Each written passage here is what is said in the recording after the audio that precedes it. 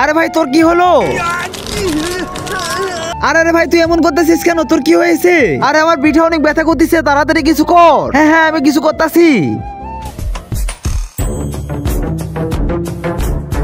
জলপরি তাড়াতাড়ি বাইরে আয়। কেন ডাকলে আমাকে? জলপরি আমার বন্ধুর শরীরে অনেক ব্যথা করতেছে, তুমি তাকে ঠিক করে দাও। আরে জলপরি আমার হয়েছিল কি? তোর উপরে জাদু টানা হয়েছিল, ওই দেখ। বাবা ওকে আরো ব্যথা দাও। হ্যাঁ আরে এটা তো আমার প্রতিবেশী। হ্যাঁ তোর এই প্রতিবেশী বাবার কাছে গিয়ে জাদু টানা করেছিল। এই শালা প্রতিবেশী আমাকে অনেক জ্বালাইছে, এবার আমি একে ছাড়বো না। চল এবার তুই মরবি বাবা। আরে ভাই তুই একে কেন মারলি? প্রতিশোধ তো প্রতিবেশীর সাথে। আর এটা আমার প্ল্যানের একটা নিয়ম, তুই আমার সাথে আয়।